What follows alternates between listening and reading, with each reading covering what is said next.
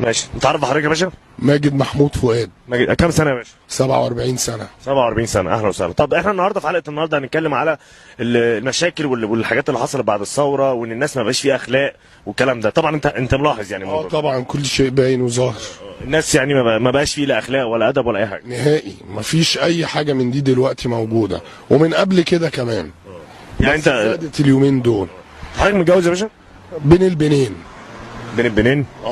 بين البنين. ايه بين البنين دي ازاي يعني؟ يعني في جهاز مهم في الدولة سرق مني حيوانات منوية ولقحها في رحم ام شيماء حسين المنيري، وخلفت 3 بنات بالطريقة دي من غير ما اتجوز. وانت عارفهم هم فين دلوقتي؟ هم مع امهم، بس انا اعرف بيت اهل امهم، لكن بيتها هي ما اعرفش هو فين، لانها اتجوزت بعد كده واحد من الجهاز الحاكم دوت وخلفت منه عيال تانية، لف عليها وخدها مني يعني. والكلام ده يعني ايه اللي حصل ليه؟ اللي حصل علشان انا ضحيه العمليه للمخابرات الاسرائيليه في مصر، اكتشفتها المخابرات المصريه وعلى اثرها قامت بتعذيبي 25 سنه لغايه دلوقتي. انت جاسوس يعني ولا ايه؟ لا، انا المخابرات الاسرائيليه زرعتني في مصر سنه 65 في عيله مسلمه مصريه. زرعتك ازاي يعني؟ بدلتني، الطفل اليهودي اتزرع في عيله مسلمه والطفل المسلم راح عيله يهوديه، عمليه للمخابرات الاسرائيليه. وفي حد تاني عارف الكلام ده ولا انت بس؟ انا والمخابرات خلونا اخلف 3 بنات من غير ما اتجوز، وعملوا لي غسيل مخ ابو ابوك وامك؟ ابو المسلمين ولا اليهود؟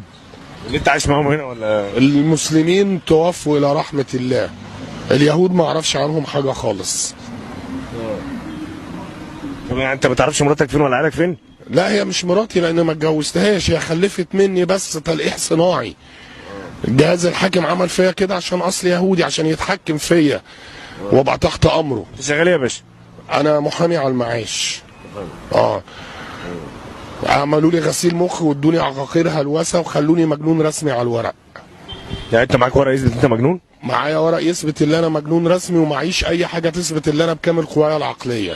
طب ما الكلام اللي انت بتقوله ده برضه مش تمام يعني؟